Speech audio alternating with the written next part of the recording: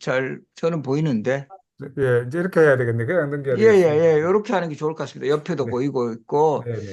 그래서 제가 목차는 남명조식 선생을 상징하는 가장 큰 뭐 모습이랄까요? 이제 경이검을 찾던 그 칼을 찬 선비라고 했고, 그리고 이 남명조식 선생의 학문의 그 배경이 내놓은 곳이 지금 경상우도 지역, 지금 선비문화원이 있는 산청이라든가 진주라든가 뭐 합천. 그래서 예전에는 우리 저 아마 많은 분들 아실 건데 경상남도 북도 요즘은 그렇지만 이 조선시대는 이제 그 낙동강을 기준으로 해서 왕이 보셨을 때 왼쪽은 자도 오른쪽은 우도. 그러면 대체적으로 경상남도 지역은 지금 뭐 진주, 산청, 합천 다 경상우도라는 거죠. 그래서 실질적으로도 영남학파 양대산맥이라고 제가 3장에서 제목을 정했지만 이제 좌택의 우남명, 그 경상좌도에서는 퇴계이황, 경상우도는 남명조식이다 이렇게 이제 평가를 받았고요. 그런 측면 설명할 거고, 그리고 이제 그 남명조식이 뭐 가장 성리학의 특징이라면 경의를 바탕으로 하는 실천, 그리고 이제 최대의 그 의병장, 이것이 결국 이어진 게 최대 의병장을 배출했고, 이 문과 무를 겸비한 학자. 그리고 결과적으로 보면 남병조식 선생의 실천 사상이 최근에 이제 K기업가 센터 뭐 이런 쪽을 중심으로 많이 강조하고 있지만, 남병조식 선생의 그런 그 실천적 그 성리학이 결국 저기 우리 그 실학 사상으로도 연결이 된다. 그리고 좀 더 적극적으로 해석하면 그런 실학 사상이 기업가 정신하고도 연결된다.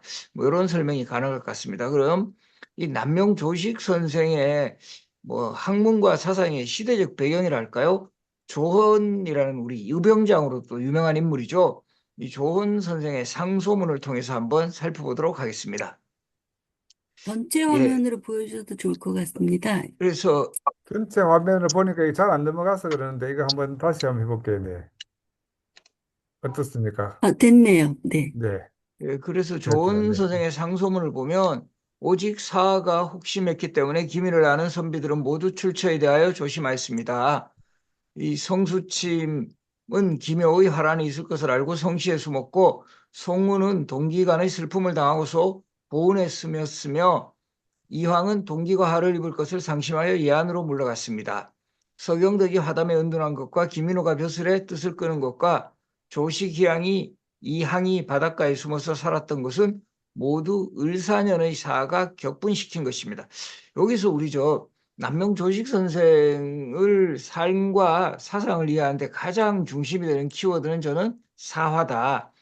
이 조선 시대에는 네 번의 사화가 있었죠. 그 1498년 무오사와 1504년 갑자사와 1519년 기묘사와 그리고 1545년 을사사화까지. 근데 바로 요 시대를 다 걸쳐 사셨어요. 물론 저 무오사라든가 무오사 때는 이미 태어나기 직전이고 갑자사도 뭐 워낙 어릴 때의 상황이지만 실제로 남명조식 선생의 그런 좀 그 뭐 숙부라든가 이런 분들하고도 연계를 고리가 있는 사화였고요. 직접 경험한 것은 이제 기묘사화. 그래서 이 기묘사화에서 조광조 일파가 이렇게 화를 당하는 것을 보고 남명조식 선생도 상당히 좀 뭐 좌절했던 이런 모습이 남명집에 나옵니다. 그리고 이제 가장 그 뭐 정말 직접적으로 화를 입은 것은 바로 을사사죠. 을사사 때 남명조식 선생의 뭐 소위 절친들이 대거 화를 당했고, 사실 이런 분위기 속에서 남명조식뿐만이 아니라 우리 여기 지금 소개하고 있는 뭐 성운이라든가 퇴계이황, 서경덕, 하서 김인우 다 이런 사람들이 출사에 대한 뜻을 적고 이렇게 응거하면서 자신의 어쨌든 학문과 사상을 축적해 나가는, 뭐 역설적으로 보면 이 기묘사와 을사사가 이런 살인파 학자들이 좀 더 학문과 사상을 발전시키는 데는 더 도움이 되었다. 이렇게도 볼 수 있는 장면이고요. 요 조언의 요 상소문이 소위 말하는 살인파. 저는 제가 사실 쓴 박사 논문이 그 조선중기 처사형 살인의 학풍 연구라는 그런 제가 그 박사 논문을 썼는데, 제가 이때 표현을 처사라는 표현을 썼어요. 처사형 살인 이런 표현을 썼는데 바로 여기에 해당하는 분들이 다 그런 처사형 살인의 모습을 보였던 그런 인물들이고, 전체적으로 보면 영남 지역이 많이 이제 이런 처사형 살인이 형성이 되었고 그 중심에 남명 선생이 있었다. 예, 그 다음 페이지 보시면, 그리고 이제 그 다음에도 뭐 정지훈, 성재원, 송인수, 우리 또 남명조식 선생하고 상당히 가까운 그런 좀 친분 관계도 있었고, 특히 사상적으로 되게 닮은 부분이 있는 인물이 토정 이지함이라는 인물인데요. 이지함 역시 안명서의 처형을 보고 해도를 돌아다니며 미치광이로 세상을 도피하였습니다. 이런 모두 조정의 큰 그릇이고 세상을 다스릴 만한 고매한 인재들인데, 기러기가 높이 날아 주사를 피하듯이 세상을 버리고 산골짜기에 늙어 죽었습니다.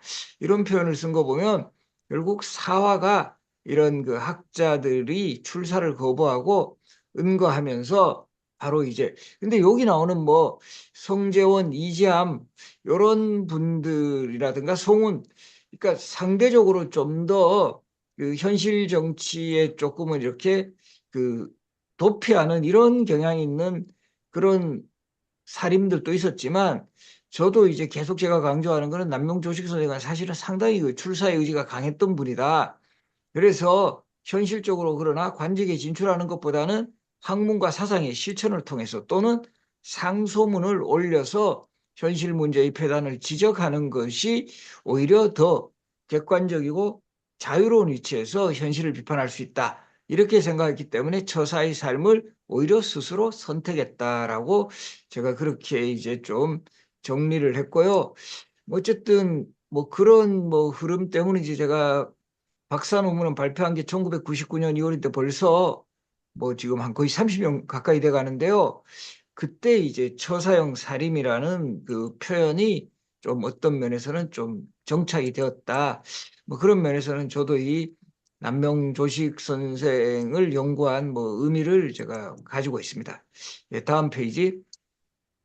그래서 지금 바로 소개했던 그 인물들의 분포도예요. 영남 지역에는 퇴계이항, 남명조식, 경기 지역에 서경덕, 율곡이, 우계성원, 그리고 충청 지역에 성운과 성재원, 이분들은 속리산 쪽에. 호남 지역에서는 우리 기대승, 우리 또 퇴계이항 선생하고는 사단 칠정 논쟁을 벌였던 바로 그런 인물입니다. 예, 그래서 요 중심에 있었던, 그러니까 어떤 면에서는 요 16세기 초에 걸쳐서 이렇게 쟁쟁한 학자들이 대거 배출됐다라는 것은 크게 보면 우리 조선시대 지성사에서는 뭐 커다란 축복입니다. 그러면서 이분들이 서로 다른 또 뭐 성리학에 대한 이론도 전개해 나가고 또 이렇게 중요한 포인트 같은 게 좀 다른 이런 모습을 보이면서 이 조선시대 이런 성리학이 좀 더 만개해 나가는 하나의 바탕이 된 이런 인물들이고, 또 이 중에서도 특히 문인들의 양성을 통해서 학파를 형성했던 이런 그 인물 중에서 우리 퇴계이항 선생의 퇴계학파, 남명조식 선생의 남명학파, 화담 서경덕의 화담학파, 율곡이 선생의 율곡학파, 성원 우계학파, 이런 식으로 또 학파가 본격적으로 형성되면서 결국 이들이 조선 후기까지 이 조선시대 또 지성계의 그 대표, 어떻게 보면 학문적 원료가 되는 그런 인물이 되게 됩니다. 그 다음 페이지 보겠습니다. 그래서 이 남명조식 선생은 제가 앞에서도 설명했지만 사화의 시대와 뗄래야 뗄 수 없는 이런 그 시대상을 가지고 있고요. 이 특히 명종 연간에 문정왕후와 윤원영으로 대표되는 이런 외척들의 정치가 상당히 이제 좀 부정적인 면모를 나타냈을 때 상당히 여기에 대해서 적극적으로, 그 대표적으로 단성현감 사직서죠. 이런 그 정말 실천하는 지성의 모습을 보였고, 그래서 아마 이 선비 정신의 또 표상을 보이는 학자다. 그래서 보면 우리 남명조식 선생이 초상화, 저는 개인적으로 이 초상화 정확히 어떤 분이 그리셨는지 모르겠는데 되게 잘 그리셨어요. 예. 우리가 보면 집회에 나오는 율곡이 선생이라든가 퇴계 이항 선생, 이런 분들도 원래 실물은 아니죠. 다 후대에 이런 좀 여러 가지 자료를 근거로 해가지고 이 초상화를 그린 그런 그림이고, 원래의 모습으로 남아있는 분들은 대부분 공신으로 책봉이 되거나 이런 경우 이제 이분들 공신이 되면 그림을 그립니다. 그 대표적인 인물이 우리 오성 이항복이라든가 그 오리 이원익 선생, 이런 분들은 진짜 그 시대의 모습이에요. 그런데 이 초상화를 보면 특히 우리 저 숙종 때 공신으로 되었던 김석주라는 인물인데, 서인의 아주 그 중심 인물인데, 이 김석주 이분 초상화 보면 뭐좀 심하게 표현하면 되게 성질 안 좋게 그렇게 나와요. 막 그 우락부락하고. 그리고 우리 박지원 이분 아시죠? 열알이 있음. 박지원 초상화 같은 경우도 이제 손자가 그린 거예요. 그러니까 여기도 쌩얼을 그리는 바람에 우리 박지원 선생 하면 이미지가 되게 샤프하고 막 되게 지적인 이런 느낌인데, 초상화 아마 보신 분 기억하실 겁니다. 거의 스모 선수처럼 보여요. 이런데 우리 비했을 때 이 후대 이렇게 초상화 같은 경우도 조금 이렇게 그래도 꼭 저런 이미지일까 하는데, 우리 남명조일서생은 진짜 이 선비 정신의 표상을 정말 저는 잘 그렸다고 생각하고요. 그런데 우리 지금 저 산청에 있는 선비문화, 저 남명조식 선생 산천제 옆에 남명기념관 가보셨나요? 거기 동상 세운 거 보셨어요? 이 남명선생 동상은 좀 뭔가 좀 안타까워요. 뭔가 이렇게 너무 이런 샤프한 모습이 아니라 약간, 그래서 뭐 그때 뭐 농담으로 어떤 분들은 저거 중국 쪽에 의뢰했나 뭐 이렇게 했는데, 저는 개인적으로 남명조식 선생 동상은 그 뭐 이렇게 좀 가능하면 다시 한번 좀 이 모습으로 한번 그 세워졌으면 하는 게 저 개인적인 바람이에요. 그래서 이 그다음 페이지 한번 보시겠습니다. 그래서 이 남명조식 선생의 어쨌든 직선적인 어쨌든 사상, 그리고 앞에서 소개했지만 처사의 삶을 살았지만 현실 정치에 상당한 그 정말 관심을 가지고 그 문제점을 지적을 하려고 노력을 했다. 그 대표적인 게 바로 을묘사직서. 이게 1555년이 을묘년이어서 을묘사직서. 그리고 단성현감직을 제수받았을 때 이것을 사직하면서 올렸다 해가지고 바로 단성현감 사직소라고 하고요. 남명조식 선생은 평생 관직에 진출하지 않았어요. 근데 청거는 많이 받아요. 우리 조선시대 이런 그 지방에 있는 인재들을 찾아서 그 소위 말하는 추천하는 제도가 있어요. 요거를 유일등용책이라고 합니다. 유일. 우리가 문화유산 할 때 유적할 때 유자, 일은 그 숨을 일자예요. 그런 사람들을 좀 이렇게 찾아낸다라는 뜻으로 유일등용책이라고 표현을 하는데, 그러면 보통 유일에 청거가 되면 종육품직을 이렇게 그 제수를 해요. 종육품직이라면 지금의 한 군수 정도 요 직책, 그래서 단성현감으로 유일로 청거돼서 제수받았을 때 사직하면서 바로 이 유명한 상소문을 올리죠. 전하의 나라 일이 이미 잘못되어서 나라의 근본이 이미 망했고 하늘의 뜻이 가버렸으며 인심도 이미 떠났습니다. 일단 첫 문장부터 엄청 기분 나쁘게 하는 문장이에요. 보통 그래도 약간 립 서비스로 그래도 이렇게 뭐 전하가 뭐 이렇게 즉위한 후에 뭐 나라가 안정돼 가지고 뭐 이러지만은, 그러나 요런 문제점은 좀 고쳐주시는 게 어떻겠습니까? 보통 그렇게 나가죠. 근데 뭐 바로 직설적으로 뭐 우리 뭐 야구로 치면 돌직구예요. 전하의 나라 일이 이미 잘못되어서 나라의 근본이 이미 망했고 하늘의 뜻이 가버렸고 인심도 떠났다. 거기다 더 강하게 표현합니다. 비유하면 큰 나무가 100년 동안 벌레가 속을 먹어 진액이 이미 말라버렸는데 회오리 바람과 사나운 비가 어느 때에 닥쳐올지 까마득하게 알지 못하는 것 같습니다. 이거 완전히 뭐 이거 뭐 나라 완전 거들났다고 하면서, 근데 여기서 더 명종을 부담스럽게 하는 멘트를 날리세요. 자정께서는 생각이 깊으시기는 하나 깊숙한 궁중의 한 가부에 지나지 않고, 전하께서는 어리시어 다만 선왕의 외로운 후계자이실 뿐이니 천가지 백가지 천재와 억만갈래의 인심을 무엇으로 감당하며 무엇으로 쓰시오. 이렇게 완전 지금 나라가 완전 무너져 갔는데 원인을 어디에다 찾고 있냐 하면 자전, 즉 명종의 어머니 대비인 문정왕후에게 찾고 있다는 거예요. 우리 문정왕후는 아마 잘 아시겠습니다만은 조선시대에 가장 적극적으로 수렴청정을 했던, 이 조선시대 왕비들이 그렇게 정치에 크게 관여하는 사례가 없는데, 물론 대비의 신분이긴 했지만 문정왕후가 가장 적극적으로 정치 개입했고, 그리고 그 당시에 문정왕후의 가장 주요 정책이 뭐냐면 불교 중흥 정책이에요. 그래서 지금 저 봉은사 같은 경우는 어떤 측면에서 보면 문정왕후가 은인이에요. 봉은사를 다시 중창을 하게 했고, 또 꼭 부정적인 것만 있는 게 아니라 이 문정왕후 때 성과가 다시 부활을 했고, 그 과정에서 임진왜란 때 우리 의병장으로 활약하게 되는 서산대사, 사명대사. 역설적으로 이 문정왕후가 없었다면 이런 승병이 배출되기가 힘들었다. 이런 해석도 가능하고, 우리가 어떤 역사적 인물을 보며 꼭 부정적인 면만 있는 것은 아니다.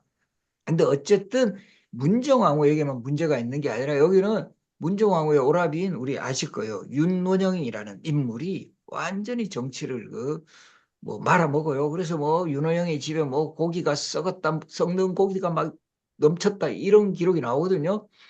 이거 예전에 2000년 초에 여인천하라는 드라마 보신 분 계세요?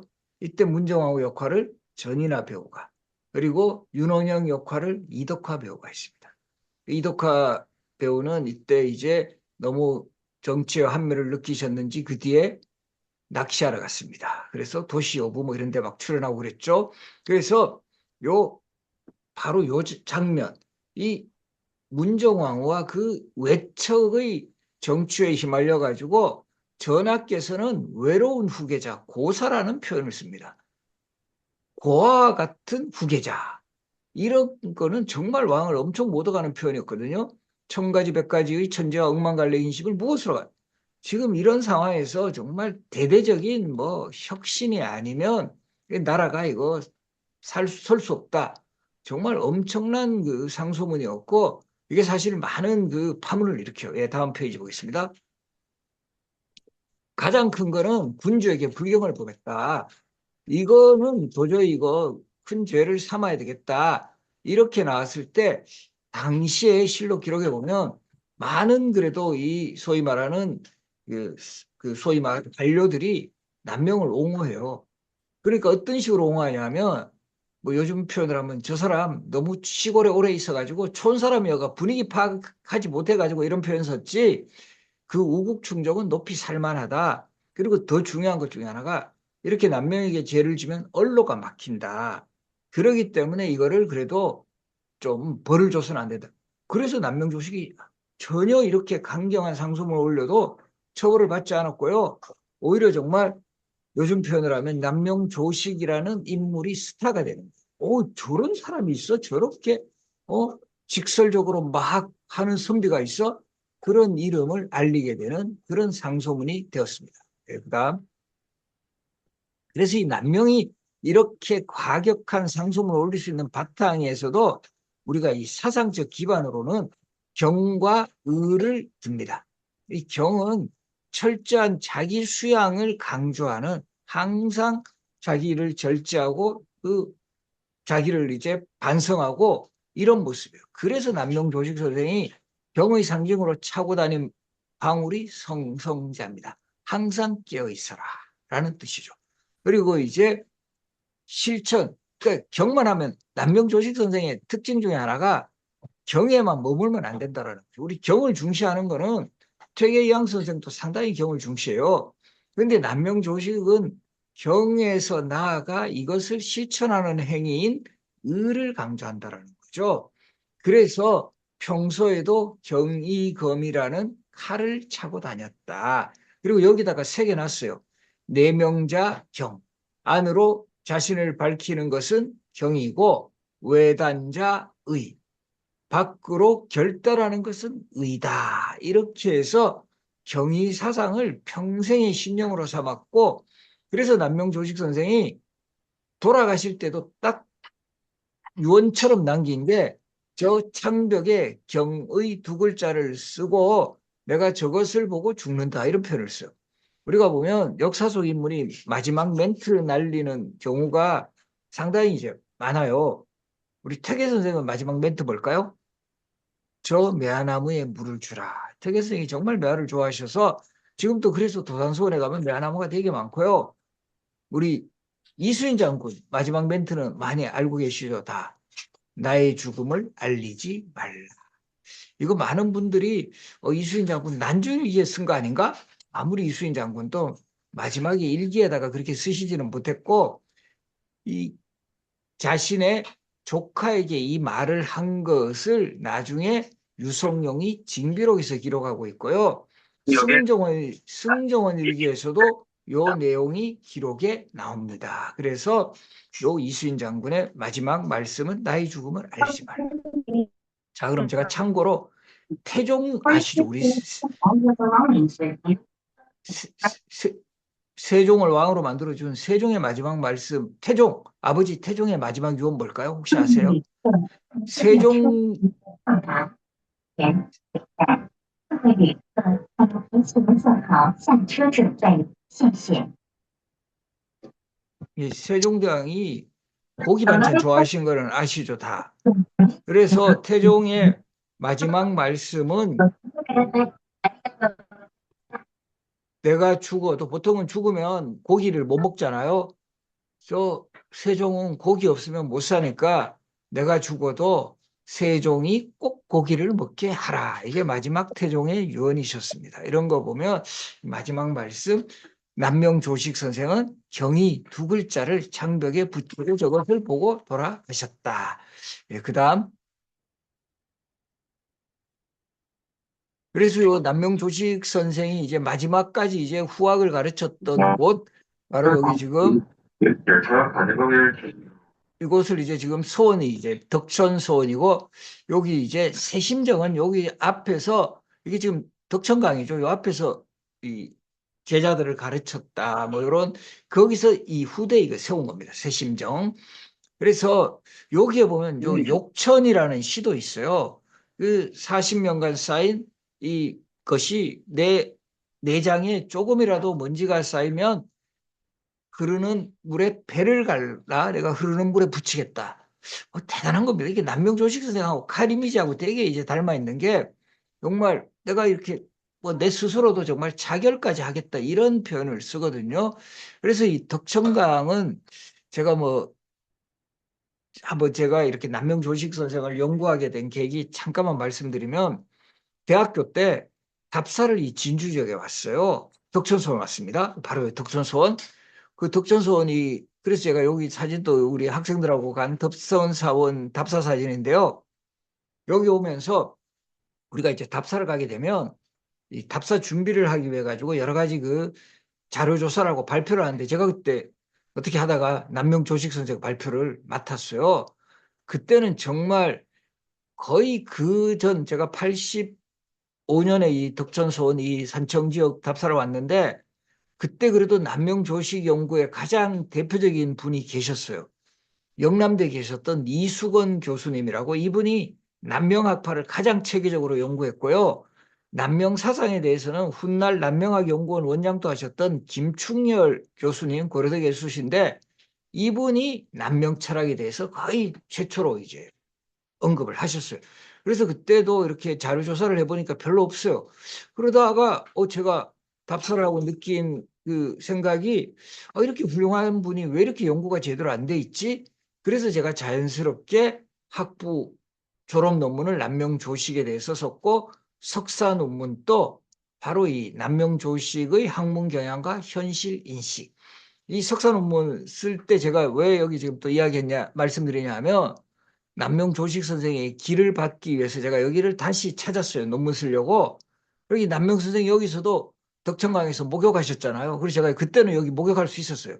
물에 들어가서 제 친구하고 둘이서 덕천강에서 목욕을 하고 남명 선생의 기운을 한번 받자 해가지고 기억이 나요. 기억이 나고 그리고 이 남명 선생으로 이제 석사 논문을 쓰니까 그때 어떻게 그 당시에 지금 우리 남명학연구원에 뭐 그야말로 선비문화원 세울 때도 가장 공을 세우시고 했던 우리 부산교통의 조옥환 사장님께서 그때 지원비라고 논문 썼다고 또 뭐 이렇게 그래도 이 남명 선생을 연구했다고 고마워하시면서 그 당시에 100만 원을 장학금으로 지급하셨어요.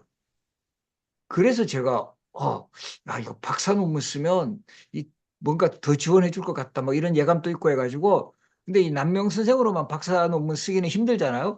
그래서 제가 남명 선생의 제자들하고 그리고 이제 화담 서경덕 학파가 이 북인의 이 당파로는 북인 학문의 원류가 돼요. 북인들이 사실 상당히 실용적인 이런 경향이 있는데, 그래서 제가 남명학파와 하담학파 연구로 결국 그 처사양사림 학부 연구인데, 이제 나중에 책으로 낼 때는 남명학파와 하담학파 연구, 이렇게 해서 역시 박사 논문을 하니까 또 사장님이 또 부르셔가지고 그때 300만 원 받았고요. 그때 이제 시상식이 저 선비문화원에 그 당시에 저 산천제 거기 앞에 남명학 연구원이 그때 거기 있었는데, 하여간 거기서 시상식 한다 그래가지고 안 오면 그거 저기 뭐지 장학금 못 받을 것 같아가지고, 그때는 정말 진주라 천리길이에요. 이거 그때 뭐 한 12시인가 이때인데 도저히 뭐 버스 타고 이렇게는 못 가요. 그래서 제가 최초로 그 소위 그 어디죠? 사천공항에 그때도 있었어요. 비행기 타고. 뭐 그때 뭐 비행기 값은 뭐 충분히 이제 장학금으로 받으니까. 그래서 제가 그렇게 해서 2년을 이어간 거예요. 그 이후에도 계속 제가 남명학 연구원에서 뭐 활동도 하게 되고 이러면서 뭐 저 나름대로는 또 뭐 남명 선생의 그런 여러 가지 그 좀 그 사상이라든가 이런 활동을 알리기 위한 그런 노력을 했던 것입니다. 네, 다음 페이지. 그래서 여기 지금 욕천, 여기 나오죠. 온몸에 쌓인 그 40년간의 허물 천서 맑은 물에 모두 씻어 버리네. 만약 티끌이 오장에 생긴다면 바로 배를 갈라 흐르는 물에 붙여. 제가 사실 여기 지금 말씀드린 이 시 보고 그 남명 선생 유적지와가 덕천강에 목욕했습니다. 근데 저는 뭐 아무리 제가 문제가 있어도 제가 이렇게까지 칼댈 생각은 없었고요. 하여간 이 남명 선생의 기운을 받기 위해서 여기서 정말 목욕을 한 덕천강에서 기억이 납니다. 예, 그다음 요건 이제 그래서 이제 남명 선생은 이 많은 분들이 이제 태어난 곳은 잘 모르시는데 토동에서 태어나요. 상가에서 태어나요. 합천 출생입니다. 합천. 자는 건중이고 본관은 창녕조씨, 아버지가 조은영이고 어머니 인천이 씨도 사실은 인천이 씨가 제일 잘 나갈 때가 고려시대. 우리 인주이 씨라고도 하고요. 우리 이자겸의 난 뭐 이런 거 아세요? 이자겸 같은 아주 고려시대 왕실의 대표 외척이었고요. 부친인 조언정은 이조 자랑으로 했다가 김여사 때 자천돼요. 그러니까 이 김여사의 영향도 상당히 받았다. 제가 아까 사화 이야기했는데, 그리고 이제 실제 남명집에도 남명의 의기 교양의 풍모가 부친에게서 나왔다. 이런 기록이 나와요. 그래서 이 남명 조식이 합천에서 태어나셨고 또 합천 다음에 합천에서 태어났지만 바로 서울에 올라와요. 왜? 아버지가 관리 생활을 하시다 보니까 서울에서 생활을 해가지고 남명 조식이 서울에서 생활했을 때는 장이동에 거처했다. 이렇게 나와요. 장이동은 지금 바로 여기 청운동 쪽이에요. 청운동 쪽. 여기 예전에 장이사라는 절이 있어서 장이동이라고 했고 한자 줄여서 장동. 그래서 나중에 우리 저 조선 후기에 되게 잘 나갔던 안동김 씨들을 장동김 씨라고 합니다. 바로 남명 조식도 지금 바로 북악산 자락. 거기 지금 청운동 근처에서 사셨어요. 그때 남명 조식의 친구가 대곡 성운이라는 분이고 그 성수침 형제분들하고도 상당히 친분이 있었고, 성수침 집은 지금 서울 그 북악산 자락에 자리 잡고 있는 경기상구라는 학교에 있어요. 그 자리에 가면 이 청송당 유지라고 해서 그 성수침의 집의 흔적을 또 볼 수가 있어요. 남명 조식 선생은 어떻게 보면 약간 서울 사람이에요. 서울 사람이신데 이 25살 때 성리대전을 읽다가 이거 그냥 뭐 여기서 생활하는 것보다는 정말 공부를 하려면 안자의 학문, 공자의 제자죠. 그리고 이윤의 뜻으로 해야 되는데 거기서 성리대를 읽다가 상당히 그 감회를 뭔가 느껴요. 꽂히는 게. 그래서 낙향했다가 이제 곧 결혼하면서 30살부터 48살까지는 48살까지는 처가살이를 해요. 부인이 남평조씨였는데 장인이 조수라는 분이고 김해의 부호였어요.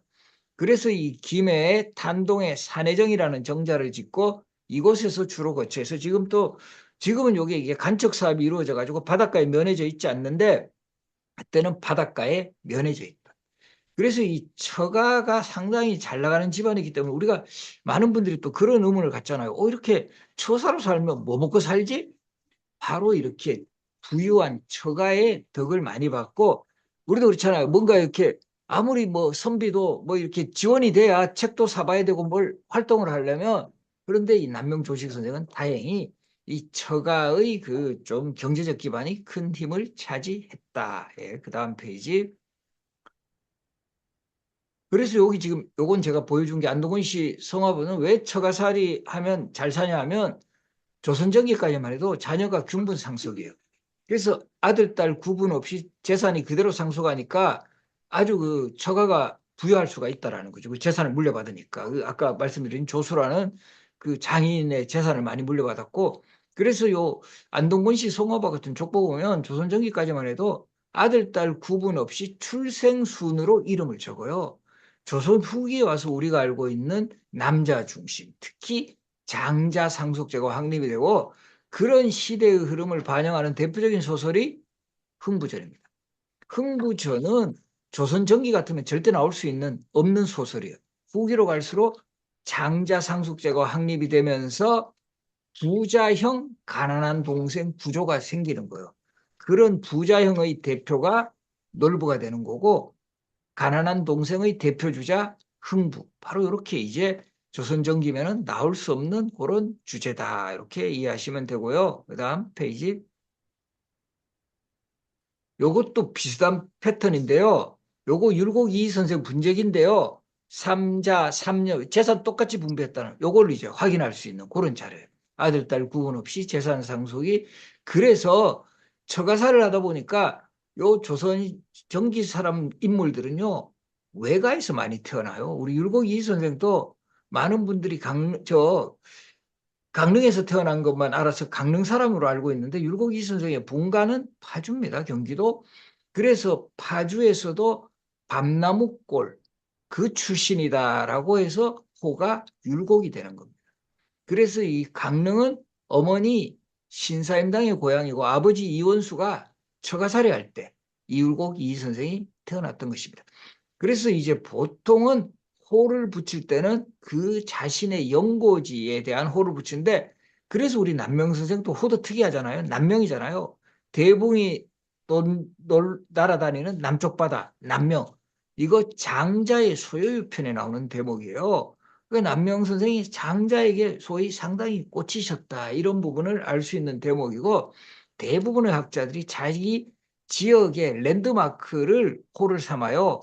대표적으로 뭐 연암 박지원, 저기는 황해도 연암이 제비바위란 뜻이고, 성호이 안산의 첨성촌의 호수란 뜻이고, 뭐 다산 정약용, 저 유배강 강진의 만덕산이 차가 많이 생산된다 해서 다산이고, 그런 거하고 대비해 봤을 때 남명 선생은 호에서도 상당히 다른 학자들하고는 다른 좀 뭔가 이 사상적 지향성 같은 것도 나오고 있습니다. 예, 다음 페이지. 요거는 이제 하고 여기 산이죠.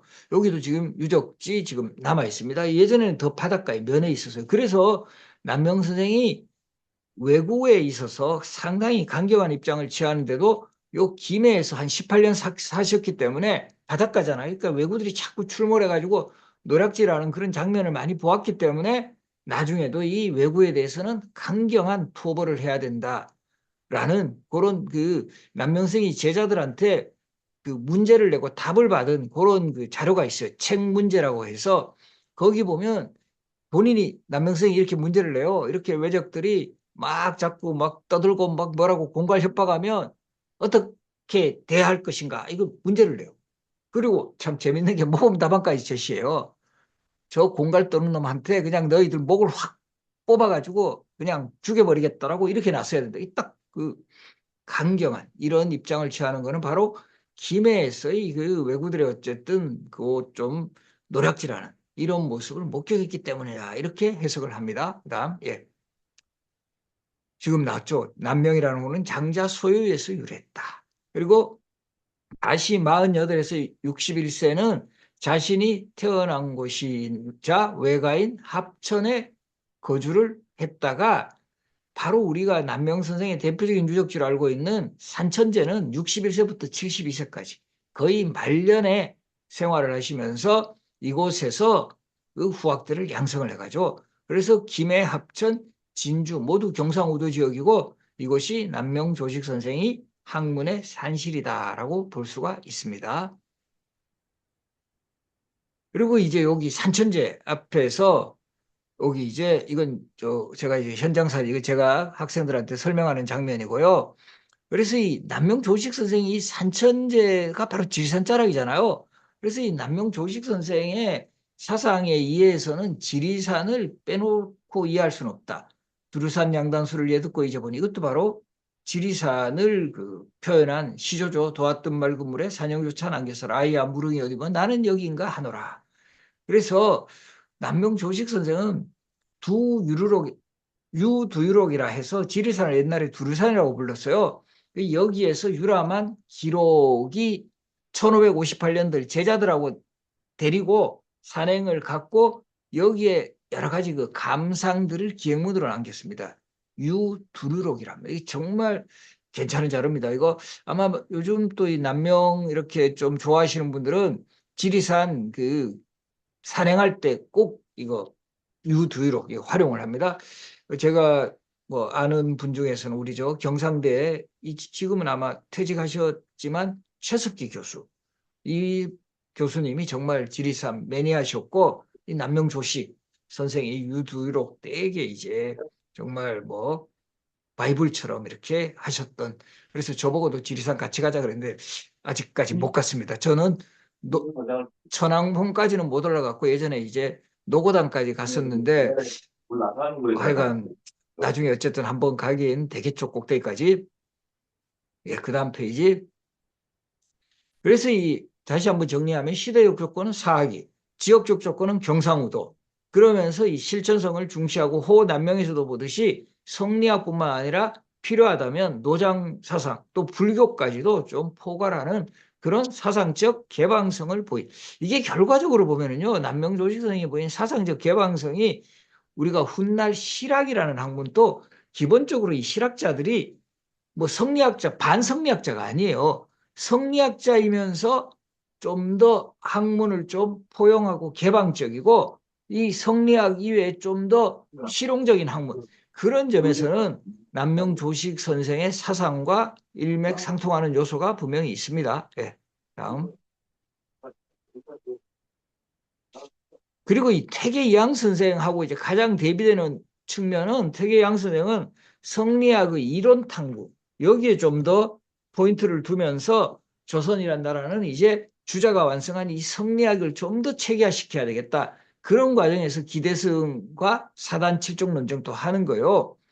그래서 이 두 사람이 주고받은 편지 한번 보면, 남명집에 퇴계에게 드리는 편지고, 요즘 공부하는 자들을 보건대 손으로 물 뿌리고 빗질하는 절도도 모르면서 입으로는 천리를 말하여 헛된 이름이나 훔쳐서 남들을 속이랍니다. 선생 같은 어른이 굳이 그만두게 하시지 않기 때문입니다. 10분 억제하고 타이르심이 어떻습니까? 바로 이거 요 무렵에 퇴계 선생하고 기대승, 고봉 기대승이 사단 칠정 논쟁 막 하고 이런 게 남명의 입장에서는 이거 도대체 뭐 세상 살아가는데 무슨 도움이 되냐? 입으로는 천리를 말하고 헛된 이름이나 훔쳐서 남들을 속여, 도명기세라고, 이 되게 좀 강한 표현이에요. 이름을 도둑질하여 세상을 속인다. 그러면서 태계양성이 보고 당신 같은 사람이 그거 오히려 주도한다, 이렇게 표현하고 있는 그런 대목에서는 정말 이 두 분의 어떤 성리학의 이해를 두고 상당한 좀 성향 차이가 있었음을 확인할 수 있습니다. 예, 그 다음. 그래서 이 태계양 선생은 안동 예안을 기반으로 하고, 남명 선생은 경상우도 합천 진주 쪽을 기반으로 하고 있고, 이 윤승훈이라는 인물이 평황을 보면 남명의 가장 핵심 키워드가 의라면 퇴계는 인이다. 성호 이익 선생은 성호 사설에서 퇴계가 바다와 같은 인물이라면 남명 조식은 태산과 같은 인물이다 하면서 윤승훈 이익공이 좌퇴계 우남명이라고 하면서 영남학파의 양대 산맥으로, 사실 제가 앞에서 지적했지만 1,000원짜리 지폐 모델인 우리 퇴계 이항 선생보다 남명 조식 선생이 어쨌든 초상화 기준으로 보면 인물이 더 괜찮죠, 그죠? 그래서 제가 되게 이거 잘 그렸다라고 제가 항상 주장을 합니다. 예, 그다음 그렇게 해서 이제 태계 선생이 또 답신이 와요. 저기 태계 선생에게 이제 남명이 또 여기서 보면은 공은 서각을 불태우는 듯한 명철함이 있지만 저는 동의를 이고 있는 듯한 탄식, 눈병까지 있어 앞이 흐릿해서 제대로 제가 잘 뭘 못 보지만 여기는 이제 태계 선생이 좀 더 지금 관직에도 더 진출하고 있으니까 발운산으로 눈을 밝게 열어주십시오. 좀 이렇게 외척이 막 설치고 이런 그 정말 흐릿한 그 정치를 좀 이렇게 좀 펼쳐주십시오. 근데 이때 재미있는 것은 발운산이라는 표현을 써요. 이게 한약재잖아요. 그러니까 이 태계 양성이 또 받아가지고 발운산을 찾아달라고 하신 말씀은 감히 힘쓰고자 않으려마는 저도 스스로 단기를 찬다. 마땅히 나도 어디 돌아가고 싶다. 이 단기 이거 잘 아시잖아요. 이것도 한약재죠. 그래서 이 두 분이 약간 소문답처럼 한약재를 서로 이렇게 거론하면서 뭐 우리 요즘 뭐 축구로 치면 티카타카 한다 그러나야 되나요? 이런 편지들이 있는데 문제는 두 분이 같은 영남 지역에 살면서도 한 번도 만나지는 않았어요. 이 결과적으로 약간 성향이 달랐기 때문에 서로 요즘 표현을 하면 코드는 잘 맞지 않았다. 반면에 남명조식 선생이 토정 이지함이라든가 서영덕 같은 사람을 만났다는 기록이 나오거든요. 그 멀리 있어도 우리 요즘 표현을 하면 서로 코드가 맞으면 또 만날 수 있는 그런 모습을 그 시대 학자들이 보여주는 그런 또 장면도 있었습니다. 예, 그다음. 그래서 두 분이 다 50여 년간 사기를 경험했고 출사보다는 학문 연구와 후진 양성에 전념했던 이런 공통점은 있지만 오히려 퇴계양 선생이 좀 더 낙관적으로 현실을 보았다면 퇴계양 선생도 물론 현실이 뭐 잘 나가고 있다는 건 아니에요. 현실도 물론 잘못된 건 맞지만 그래도 우리가 나서서 뭔가 좀 바로잡을 여지가 있다고 판단했으면 남명 조식 선생은 구급, 요즘 표현으로 완전 극약 처방해야 된다는 거예요. 그 외구를 바라보는 눈길도 퇴계 이황 선생은 상당히 교린 정책이에요. 쟤들 시끄러운 건 아는데 우리가 좀 쟤들이 요구하는 대장경도 주고 뭐 이렇게 좀 뭐 살살살 달래자라는 교린 정책이었다면 남명수는 앞에 서겠죠.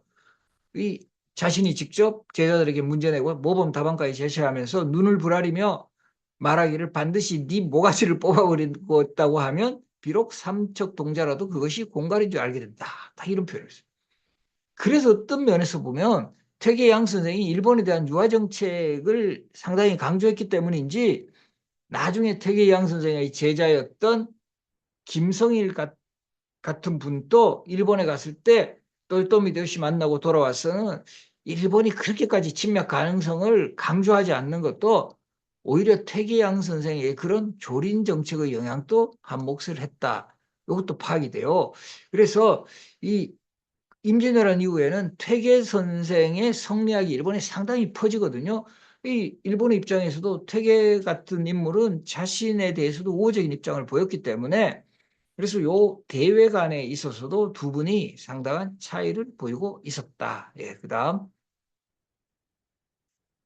그런 경향이 바로 강력한 일본에 대한 토벌 정책을 썼기 때문인지 임진왜란 남명조식 선생 문화에 가장 많은 의병장이 배출되잖아요. 우리 곽재우, 정인홍, 김면. 임진왜란 3대 의병장 다 남명 문화였고요.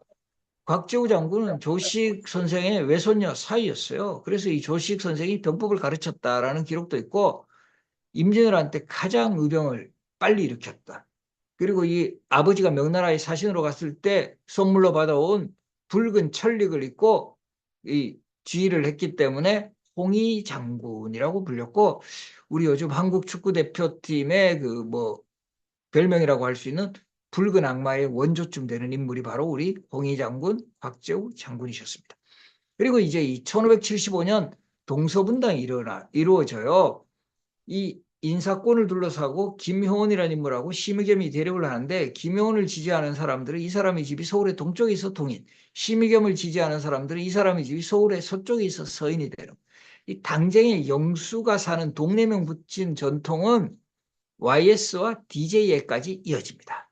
YS 우리 김영삼 대통령이 상도동 살아서 상도동계, 우리 김대중 대통령 동교동 사셔서 동교동계 기억하시죠? 이런 것처럼 동인, 서인. 그러다가 1589년 정여립 용모 사건을 계기로 요 다시 동인이 남인과 북인으로 갈려. 이 계기가 되는 중요한 이유는 정여립은 원래 서인이었다가 동인으로 전향을 해요. 그러니까 더 찍혀요. 우리도 보면 당 갈아타는 사람 약간 찍히잖아요. 그런 과정에서 정여립의 용모 혐의가 포착이 되고 그 과정에서 정여립은 자살을 하지만 정여립한테 뭐 요즘으로 치면 이메일 보낸 사람, 카톡 보낸 사람들 다 걸려가지고 특히 수사 책임자가 서인의 영수 정철이 책임자가 되면서 엄청나게 수사가 확대돼요. 그 과정에서 바로 이제 남명조식 선생의 거의 정인원과 더불어 수제자였던 우리 수당 최영경 선생이란 분이 있어요. 제가 알기로는 지금 우리 선비문화원 원장하시는 최구식 원장님이 이 수당 후손으로 제가 알고 있는데 바로 요 최영경이 옥사해요. 그리고 이 화담 서경덕의 제자 중에서는 이발이라는 인물이 역시 기축옥사로 처형당합니다. 그러니까 그 당시에 요 동인의 그때는 같은 동인이었던 바로 이 정인홍이 바로 이 유성룡에게 SOS 쳐요. 당신이 정철하고도 좀 친하니까 어쨌든 이 수사가 좀 확산되는 걸 좀 막아달라. 근데 이 유성룡 입장에서 보면 퇴계학파의 제자들은 거의 화를 당하지가 않아요, 이때. 그러고 또 자기도 괜히 그때 뭐 이렇게 뭐 대들다가는 뭔가 문제가 생기니까 그냥 미온적으로 대처해요. 그러니까 정인홍이 여기서 열받아가지고 우리 같은 당 할 수 없다. 그렇게 해서 퇴계학파는 남인이 되고 남명학파는 북인이 되는 거예요.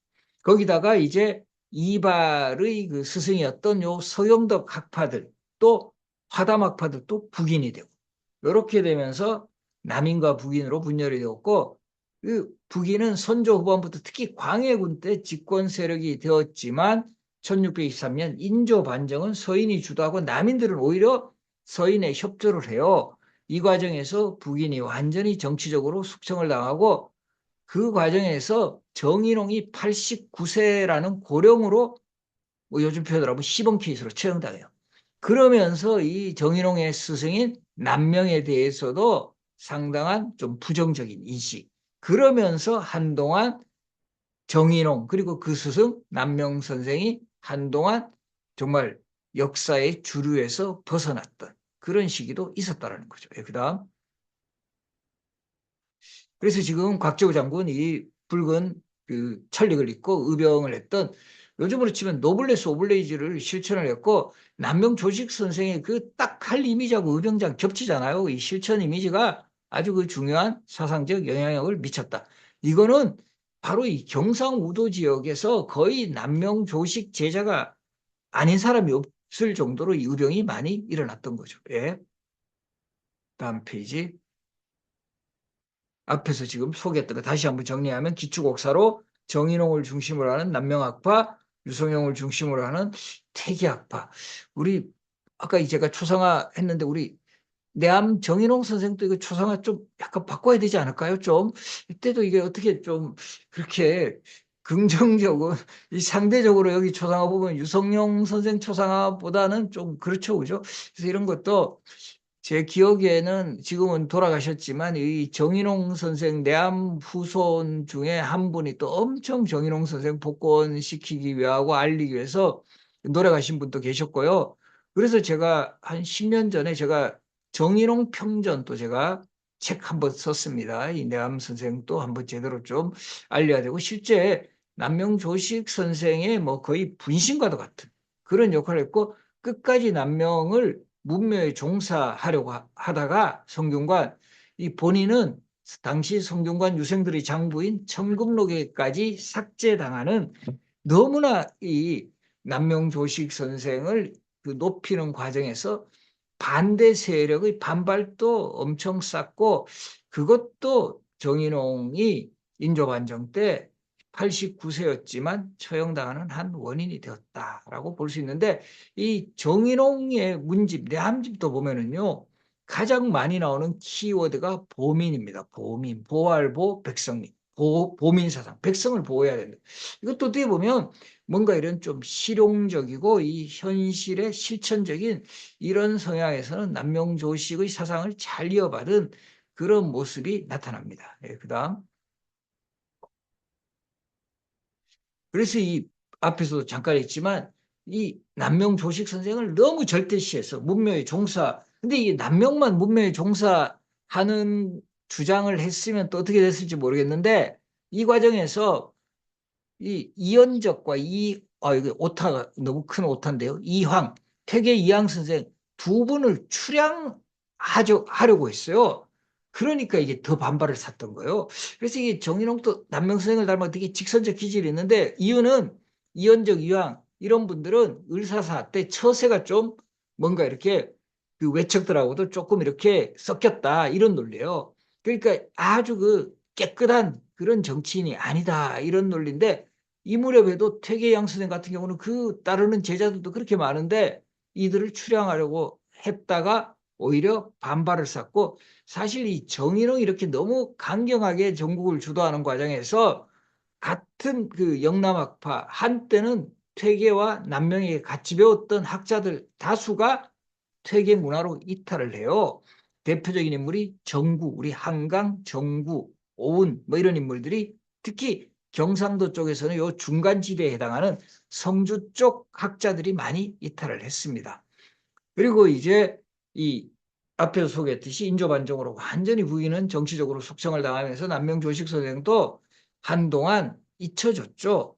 그러다가 80년대 이후에 남명조식 선생이 이제 본격적으로 알려지게 됐고 그 선구적인 역할을 했던 인물이 그 이수건, 김충렬 이런 분들이고 그리고는 이제 남명학연구원도 한 몫을 했어요. 남명연구원도 이 지금 거의 30년도 넘었을 거예요. 그때 이제 처음 창립이 돼가지고 남명 사상을 전파하는데 상당한 그 정말 역할을 했고 그때도 어쨌든 그런 재정적 지원을 그 당시에 그 조옥환 사장님이 상당히 헌신을 했어요. 그래서 저도 그분에게 나름대로 보답하는 차원에서 제가 서울에서 진주 갈 때 고속버스 안 타고 남부터미널 가서 영화여객 타고 갑니다. 이 조옥환 사장님이 그 오너로 있는 그거라도 제가 이제 좀 보답을 해야 되겠다 해서 저는 그래서 항상 진주 갈 때 아마 여기 진주에 계신 분들 아실 거예요. 영화여객, 부상교통.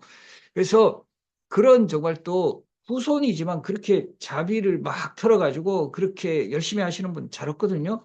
그런 것이 바탕이 되고 또 진주에 있는 경상대학교라든가 이런 여러 기관에서 정말 적극적으로 노력을 하고 또 뭐 진주시라든가 뭐 이런 쪽도 또 이게 계기가 된 게 경북 안동에 국학진흥원이 세워져요. 태계 이황 선생을 중심으로 하는 그 태계학파 그리고 특히 안동 지역에는 유림들이 남긴 여러 가지 문집이라든가 목판들이 많았거든요.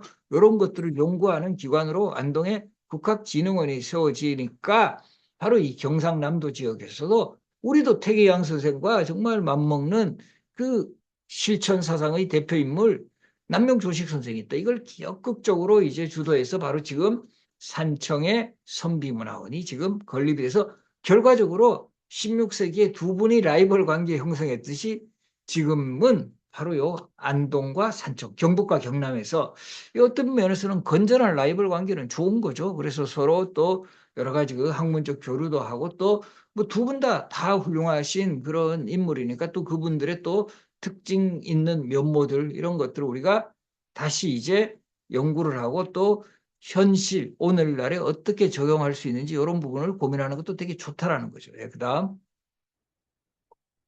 그래서 이제 전체적으로 정리를 하면 남명조식은 사상의 핵심은 경의사상입니다. 경과의 그리고 이 경의사상은 결국 실천 성리학자라면 그리고 남명조식 선생이 가장 또 강조했던 말씀이 있어요. 정주후 학자 불필저서. 정자와 주자 후에는 학자들이 따로 성리학 이론을 대해서 새롭게 연구할 필요가 없다. 이미 이 사람들 다 정리해 놓은 거다. 그러니까 우리는 실천만 하면 된다. 이런 논리. 그래서 남명조식 선생이 성리학에 대해서 쓴 저술은 학기류편이라고 해서 이런 그 남명 선생님도 그렇다고 해가지고 성리학이 이론이다 이거 모르는 게 아니에요. 다 그 여러 성리학자들 옛날 전대 선배학자들 그거 다 공부하고 연구를 한 거예요. 그러면서 그중에 핵심적인 상황을 메모해 놓은 게 있어요. 학기라고 합니다. 요거를 편집해 가지고 모은 책이 학기류편인데 남명조식 선생의 그런 사상을 알 수 있는 거의 유일한 저작이요. 그 사상은. 근데 이것도 자신이 쓴 게 아니라 그 중에서 명문 구절을 따온 거예요. 학기류편. 그런 것만 하지 이후에는 이제 학자들은 경과를 바탕으로 실천을 하고 현실 사회에서 모술이 있으면 두 번째 나왔지만 직언을 낳기 위해 상송을 많이 올려요. 단성현감 사직소라든가 무진봉사라든가 이런 걸 올려가지고 지금 구체적으로 어떤 식으로 왕이 정치를 해나가야 되고 신하들은 어떻게 해야 되고 이런 것들을 하나하나씩 지적을 했다라는 거죠. 그리고 이제 여기 위에서도 있지만 문과 무. 이 남명조식 선생은 칼을 차고 다닌 그런 면모에서도 볼 수 있듯이 상당히 문 못지않게 무도 강조했고 항상 이 국방에 대한 대책을 고민을 했기에 이 임진왜란이라는 국난이 일어났을 때 그 이 문화에서 최대 의병장이 배출이 될 수 있었고 바로 최근에 와서 요 상당히 이제 강조가 되는 측면인데요.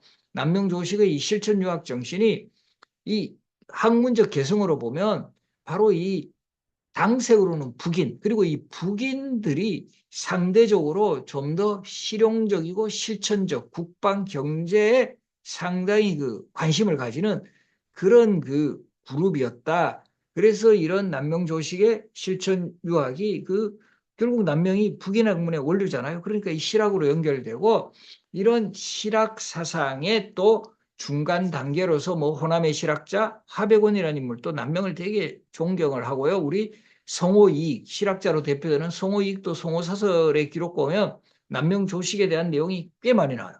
이런 흐름을 보았을 때 결과적으로 이런 실학 사상이 우리 현재 지금 뭐 소위 말하는 기업의 그 정신에도 영향을 미친다. 그리고 정말 이 남명조식 선생의 학문의 산실이었던 요 진주 쪽에 이 지수초등학교 이 정말 우리 이병철 회장을 비롯한 이런 분들이 다 이곳 출신이다.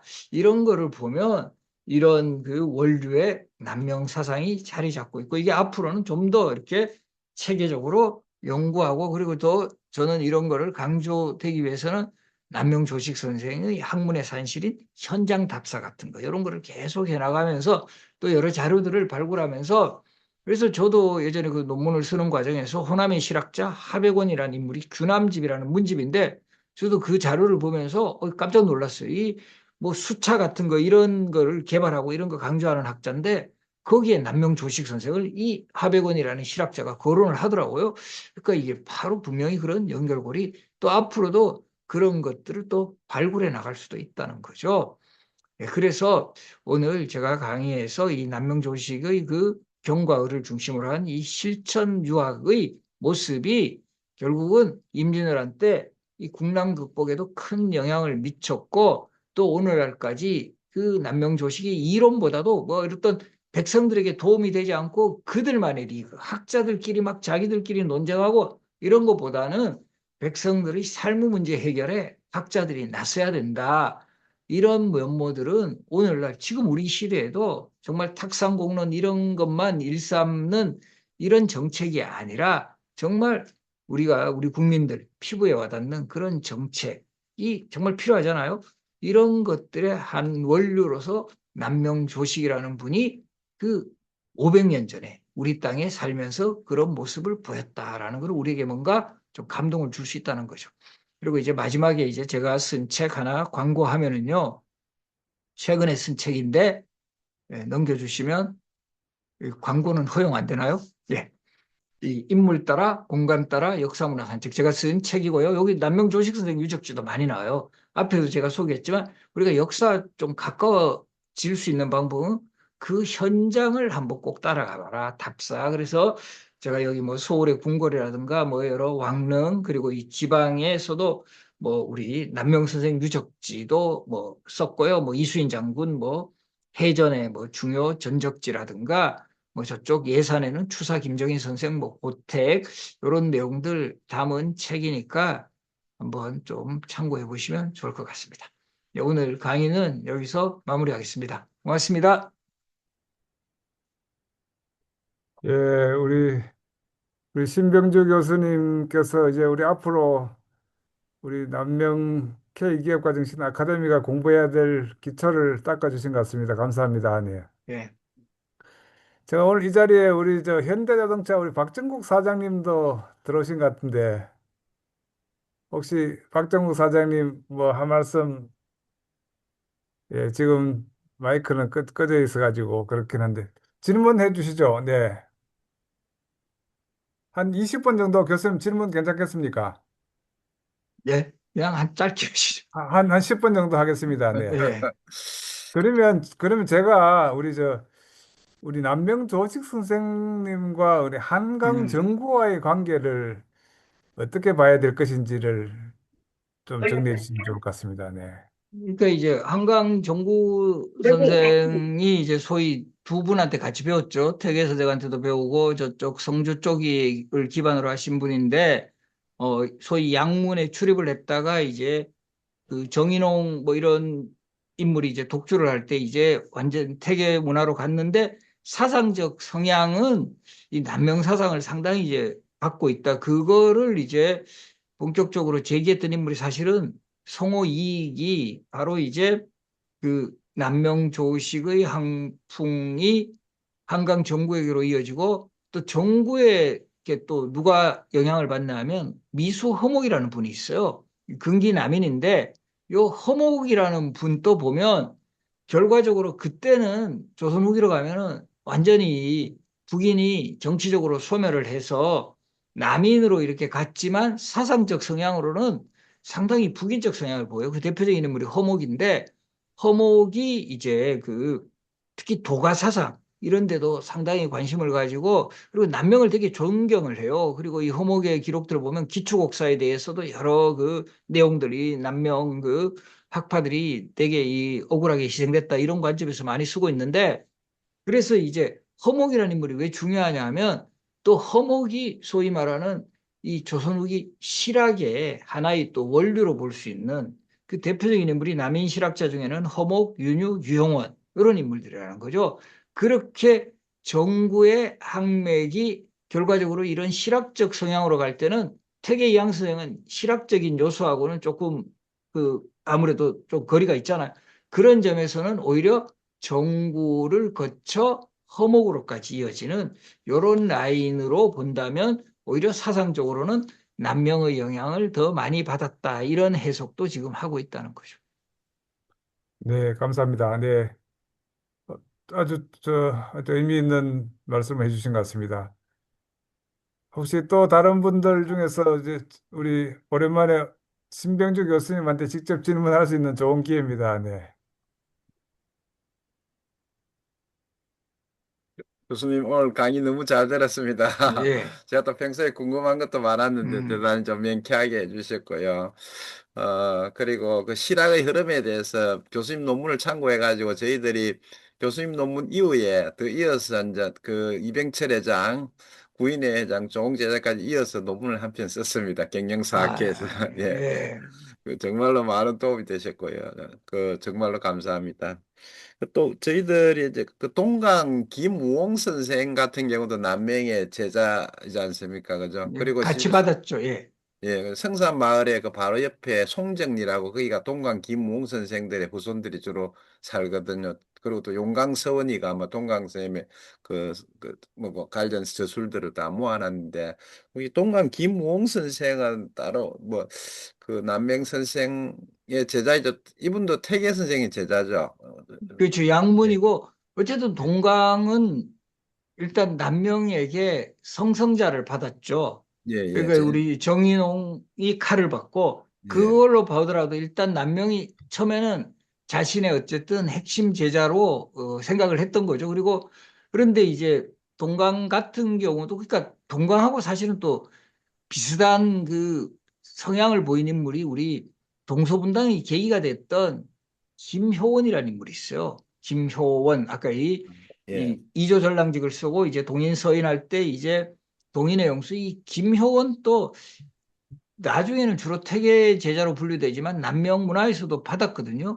그래서 그런 인물들이 많은데 이걸 이제 우리가 보면 그래서 이제 저도 이제 제가 논문에서는 태계 문화로의 이탈이란 표현을 썼어요. 태계 문화로의 그러니까 이제 이 특히 이제 정인홍 그 남명 그 다음 단계에서 정인홍이 이제 그 좀 남명학파의 그 영수 역할을 할 때, 그러니까 이 정인홍이 가지는 스타일은 좀 더 이렇게 강성이다라는 거죠. 우리도 지금도 그렇지만 또 너무 강성이면 떨어져 나간다라는 거죠. 그래서 그런데 이제 그런 어떤 그 남명에 대한 영향력이 있다는 거는 뭐 분명하고, 근데 그렇다고 해가 우리가 또 너무 이제 막 이거 뭐 예를 들어 가지고 뭐 정구는 뭐 우리 남명 편 이런 식으로만 볼 필요는 없다라는 거죠. 어쨌든 양문에서 같이 공부했다고 해가지고 우리가 이거를 뭐 꼭 뭐 저 사람이 뭐 이상하고, 우리 지금도 잘 생각해 보시면 지금도 예를 들어 가지고 아마 우리 현대 정치인 중에 예전에 뭐 김상현 의원 이런 분 김대중 대통령의 핵심 측근이었다가 YS 상태로 가요. 현대에도 그런 분들 꽤 많거든요. 그렇다고 해가지고 그때 또 나름대로의 그런 그 정치인들 논리도 있다는 거죠. 그러니까 그런 걸 우리가 잘 해석을 해줘야 되는 거지. 우리가 이런 좀 뭐 인물 연구할 때 우리는 남명 연구하니까 저 사람 우리 편이고 뭐 이렇게 할 필요는 없고, 그런데 분명한 거는 같이 배웠다가 이제 그 후반부에는, 그리고 이제 그런 그 시기에 우리 학자이자 이분들도 다 정치인들이에요. 그거 어떻게 보면 대세 따라가는 거 그거 당연해요. 지금 저 뭐 북이는 저 거의 뭐 이렇게 뭐, 그래서 우리가 저 보면 허목 같은 분도 남인이지만 원래 뿌리는 북인이에요. 그런데 그 북인이 현실적으로 거의 소멸됐는데 남인으로 갈 수밖에 없다는 거죠. 근데 이제 그런 어떤 사상이라든가 정체성은 남아 있었기 때문에 그 자신의 글 같은 데서 남명을 되게 존경하는 그런 인물이라는 거죠. 그러니까 그런 걸 같이 보면 좋을 것 같습니다.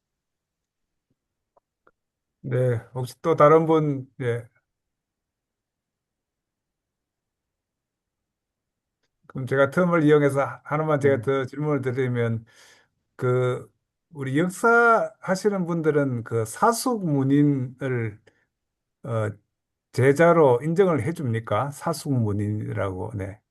그건 이제 뭐 그 경향에 따라 다른 거죠. 우리가 보면 뭐 저도 이제 그거는 이제 뭐 이야기도 하는데, 우리 저 보면 남명 기념관 같은 데 가도 막 남명문이 엄청 많아요. 막 온갖 뭐 이렇게 하는데, 그게 이제 조금이라도 뭐 우리 요즘 쉽게 생각하면 저런 거요.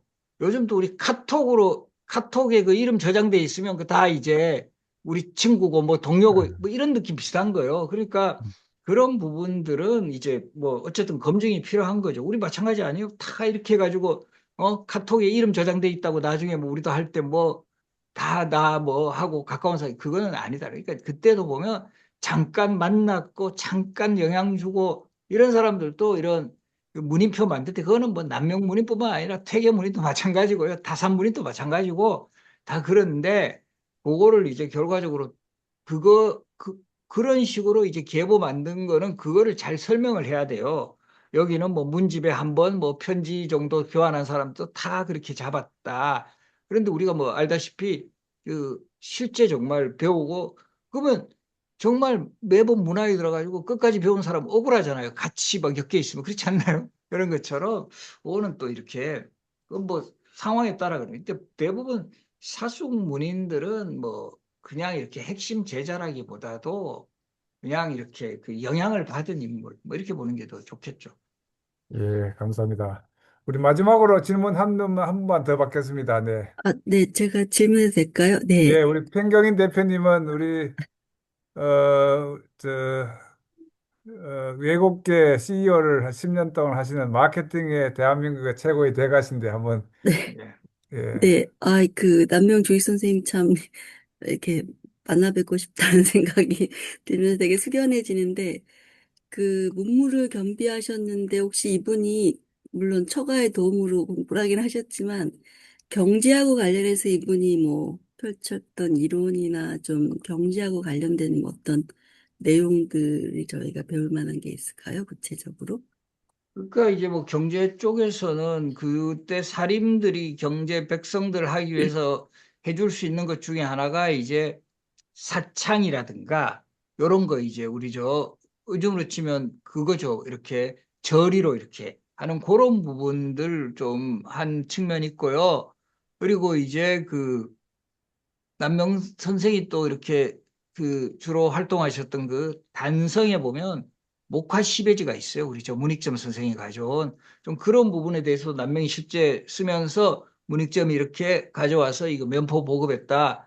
이런 부분에 대해서 상당히 이제 좀 긍정적으로 그 소개를 하고 있고, 근데 이게 본인이 뭐 특별하게 뭐 경제 활동을 했다 이런 거는 없죠. 그런 식으로 이제 해야 된다고 하는 거죠. 우리가 보면 그 비슷한 시기에 직접 경제 활동을 하고 강조했던 인물은 남명조식하고 되게 친분이 두터웠던 토정 이지환 같은 사람. 이분들은 뭐 이렇게 소금을 뭐 구워야 한다거나 요렇게 어디 지역 그 뭐 경제권 같은 거 뭐 만들어 가지고 요렇게 이 뭐 개발을 해야 된다라든가 요런 거 하는 그 학자들은 있는데, 남명 조식 선생은 뭐 구체적으로 이런 경제 생활 그런 부분에 대한 그 의미를 소개하는 글은 많죠.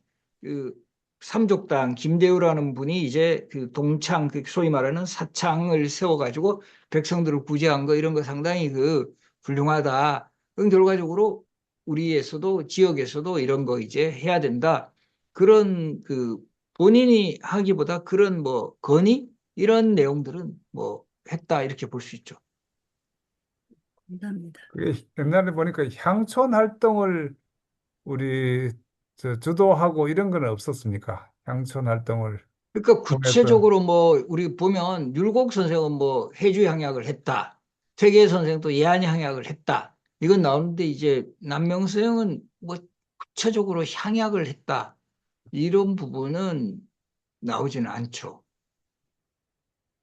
네, 알겠습니다. 어, 자, 그러면 이제 아, 오늘 교수님. 우리 김성환 사장님, 우리 TGV 생명의 김성환 네, 사장님 질문 하나만 더 받겠습니다. 네. 예, 예.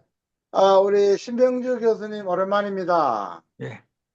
제가 그 회사에 모시고 강의도 하고 했는데, DGB 생명, 아, 예, CEO, 예, 예. 예, 예. 김성환입니다. 예, 오랜만입니다. 예. 제가 지금 기차 안에 계속 들으면서 하고 예. 있는데, 잘 들었습니다. 역시 아주 대단한 강의를 듣게 돼서 고맙고요.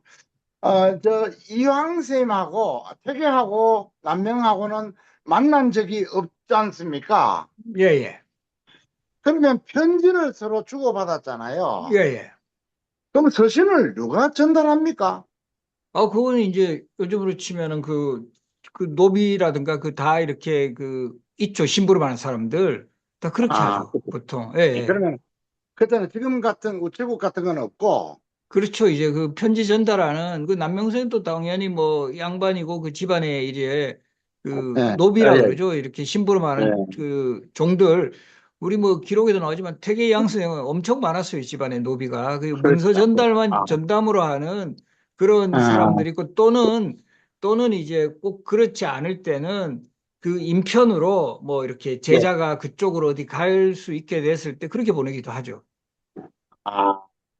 그러면 고봉 기대승 생하고 우리 태계생하고 주고받은 서신도 한 100여 통 되잖아요. 그것도 그럼 그런 식으로 계속 주고받은 겁니까? 그거는 그때는 이 예, 남병생은 거의 이제 지방에 계셨지만 예, 퇴계나 고봉은 중앙에서 예, 그 소위 관직 생활을 할 때 그때 같은 예, 경우는 서울에서 주고받을 수 있는 거고요. 예, 그리고 이제 뭐 지방 그게 꽤 오래 지속됐으니까 그 이제 서울에 있을 때는 또 거기서 왔다 갔다 그냥 빨리빨리 받을 수 있는 거고, 또 경우에 따라 지방에 있을 때는 뭐 아까 말씀드린 인편으로 한다거나, 그런데 그 논쟁이 되게 오랫동안 지속됐으니까 그거는 뭐 하여간 그 서울에 같이 있을 때도 있어요. 예. 지대성수로 관직 생활을 그때는 그때 서울에서 하는 거죠. 네. 아, 그래, 그래. 그때는 이제 전문 우편 배달하는 노비들이 따로 있었다. 이래 보면 되겠네요. 그렇죠. 그 문서 수발하는 예, 그런 사람들이 있죠. 그 심부름하는. 예, 예, 예, 예. 잘 들었습니다. 예, 예, 총장님 고맙습니다. 네, 감사합니다. 그러면 오늘 신병주 교수님 강의는 이렇게 정리하는데, 저는 처음에 우리 신병주 교수님께서 말씀하셨던 우리 남명 조식 선생님도 중요했지만 남명조직 선생님으로부터 이어지는 실학까지를 언급해 주신 것이 아마 오늘 저희들한테는 굉장히 많은 시사점을 주는 것 아닌가 이런 생각을 하고요. 오늘 이 바쁘신 중에 또 밤늦은 시간까지 함께 해주신 우리 신병주 교수님께 감사 인사드립니다. 교수님 감사합니다. 네. 예, 고맙습니다.